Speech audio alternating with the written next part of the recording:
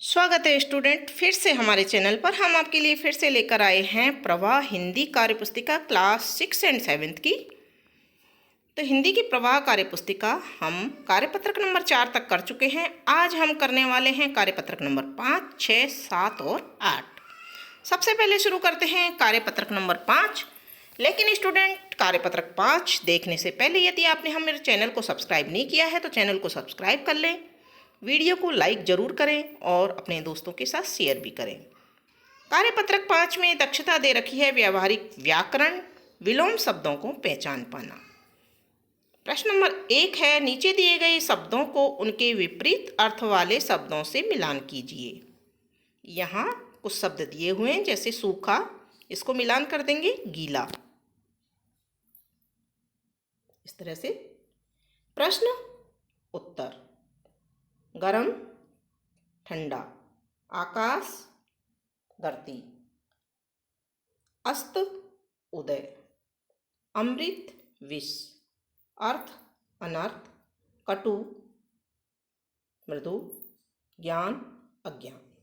इसी तरह से इधर वाले में प्रकाश का अंधकार, अपमान का मान, धरा का गगन, धर्म का अधर्म, जीवन का मरण, ऊंचा का नीचा, साहसी का कायर और दंड का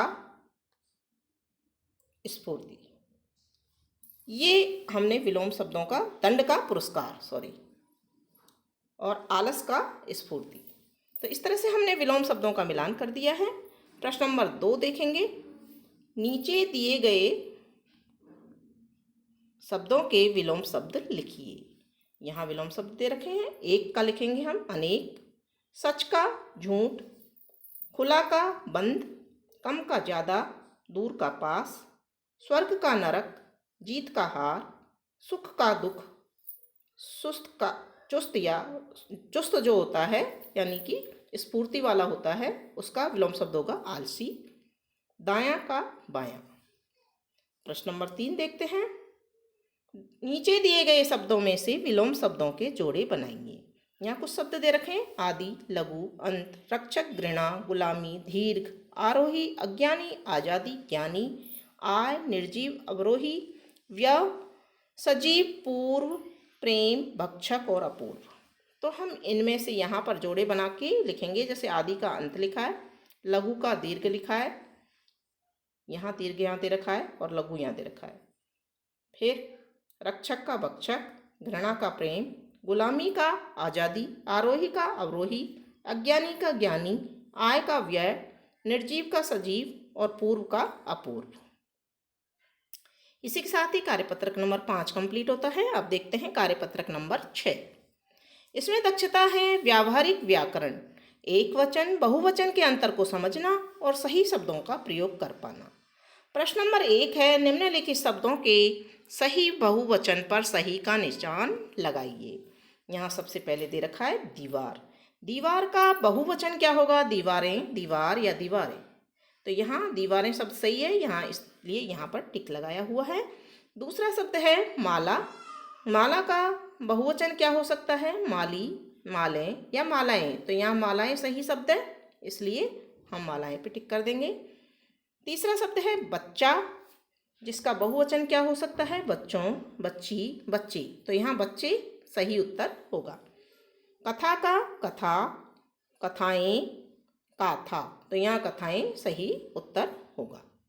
प्रश्न नंबर 2, दिए गए उचित शब्द को छांटकर वाक्य को पूरा कीजिए। पहला वाक्य है, घर में खाली जगह बिखरी पड़ी हैं, चीजें या चीज। तो यहाँ बहुवचन आएगा चीजें, तो यहाँ हम चीजें लिख देंगे।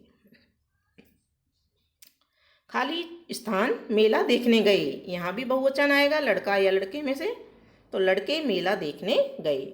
टेबल पर कुछ रखी हुई हैं, पुस्तक या पुस्तकें, तो पुस्तकें बहुवचन आएगा, पुस्तकें रखी हुई हैं। मेरे आते ही सारी उड़ गई, तितली या तितलियाँ, तो सारी यानी बहुवचन, तितलियाँ उड़ गई। प्रश्न नंबर 3, डिबियाँ, तलवार, रोटियाँ, कवि, कोए, चादर, बर्तन, बच्चे, अनेक, गुड़िया और माला और मटका। यहाँ पर ये शब्द दे रखे हैं, लेकिन प्रश्न है निम्नलिखित शब्दों में से एक वचन और बहुवचन शब्दों को अलग अलग करके लिखिए। तो यहाँ हम एक वचन निशान दे रखा है, यहाँ पे लिखा हुआ है, एक वचन यहाँ लिखेंगे और बहुवचन इधर लिखेंगे। तो इनमें से हम छांट लेंगे कि तलवार एक वचन है, कवि एक वचन है, चादर एक वचन है, बर्तन एक वचन है और भाला एक वचन है और मटका एक वचन है। तो इनको हमने यहाँ पर लिख दिया है। और बहुवचन यहाँ लिखेंगे, जैसे डिबिया, रोटियाँ, कौवे, बच्चे, अनेक, गुड़िया। इनको हमने यहाँ लिख दिया है। प्रश्न नंबर 4 है, दिए गए वाक्यों में वचन को शुद्ध करके दोबारा लिखिए। मेरे घर की छत पर मोर बैठे था।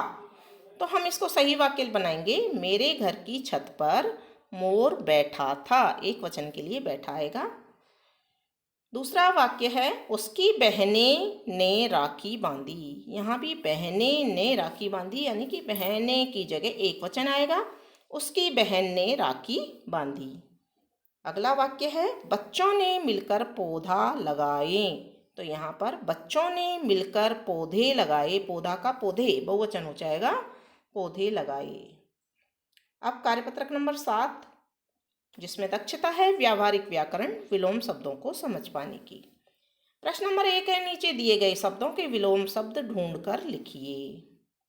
तो यहाँ पर शब्द दिए हुए हैं और हमको ढूंढना कहाँ से है, इन शब्दों में से ढूंढना है, सब में से। तो जय का पराजय, पराजय यहाँ दिया हुआ है।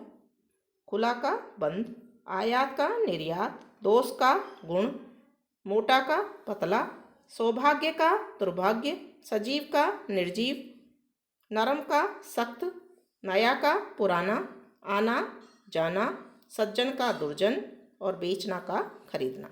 इस तरह से हम विलोम शब्द लिख देंगे।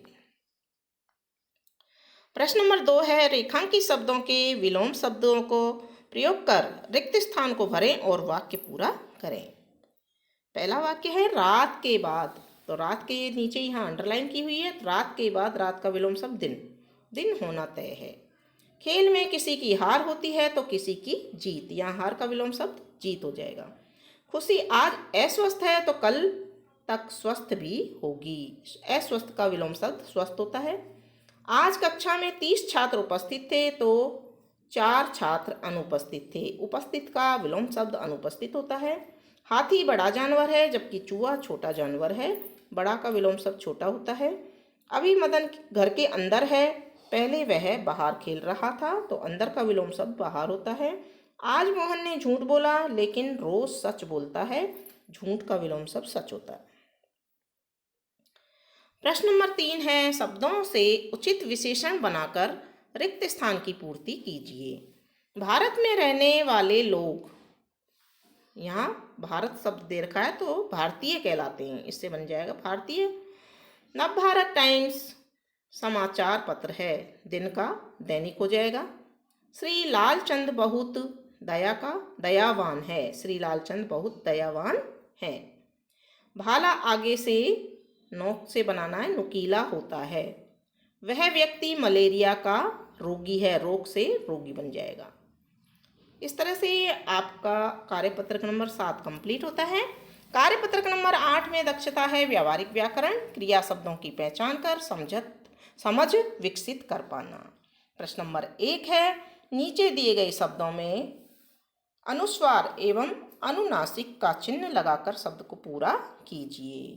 तो यहाँ देखिए, चाँद दिया हुआ है, इसमें हम चांद लिख देंगे, यानी कि अनुनासिक लग जाएगा।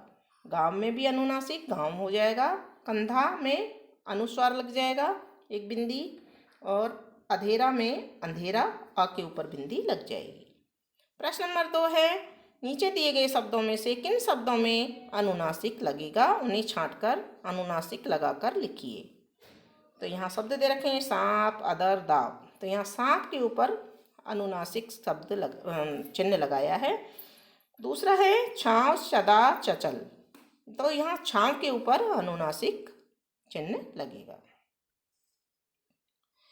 प्रश्न नंबर 3 है, नीचे दिए गए शब्दों में से किन शब्दों में अनुस्वार लगेगा, उन्हें छांटकर अनुस्वार लगाकर अलग कीजिए। तो पहला जो है ग्रुप, इसमें तिरगा, कचन, आख। तो तिरंगा और कंचन दोनों पे अनुस्वार यानी कि र के ऊपर बिंदी आ जाएगी और इधर कंचन में क के ऊपर बिंदी आ जाएगी। दूसरे ग्रुप में चंदन, हंसना, अलंकार। तो यहाँ चंदन और अलंकार के दोनों के ऊपर बिंदी आ जाएगी। प्रश्न नंबर 4 है, नीचे दिए गए शब्दों में से सही शब्द चुनकर खाली स्थान भरिए। झंडे में 3 रंग होते हैं। यहाँ झंडे और झंडा दे रखा है, तो हम देख पा रहे हैं कि झंडे में 3 रंग होते हैं। गीता ने लाल रंग या रंग अनुनासिक चिन्ह दिया हुआ है एक पर, वो गलत है। यहाँ रंग की फ्रॉक पहनी है, तो उचित शब्द होगा रंग। तेज आंधी से मेरी पतंग फट गई। आंधी और आंधी में से यहाँ सही शब्द है आंधी। रीना के दांत मोती से चमकते हैं। यहाँ दांत शब्द सही है। प्रश्न नंबर 5 है, उचित अनुस्वार या अनुनासिक चिन्ह लगाकर वाक्य शुद्ध कीजिए। यहाँ अनुस्वार और अनुनासिक में से लगाना है। पानी में हंस को देखकर संगीता हंस पड़ी। तो यह हंस है, ये हंस में ये वाला चिन्ह आएगा अनुस्वार, जबकि हंस पड़ी, हंसना में ये चिन्ह आएगा। अलकनंदा और भगीरथी के संगम से गंगा नदी बनती है। तो यहाँ अलकनंदा पर अनुस्वार आ जाएगा और गंगा नदी पर अनुनासिक शब्द आ जाएगा।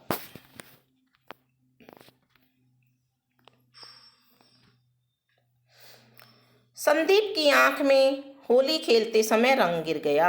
यहाँ संदीप पर स पे बिंदी आएगी, आंख में चंद्र बिंदु आएगा और रंग में बिंदु आएगा। सांप ने चिड़िया का अंडा चुरा लिया। सांप के ऊपर चंद्र बिंदु आएगा और अंडा के ऊपर केवल बिंदु आएगा। तो इस तरह से हमारा ये कार्यपत्रक नंबर 8 भी कंप्लीट होता है। आगे के कार्यपत्रक देखने के लिए बच्चों जुड़े रहिए हमारे चैनल से। धन्यवाद।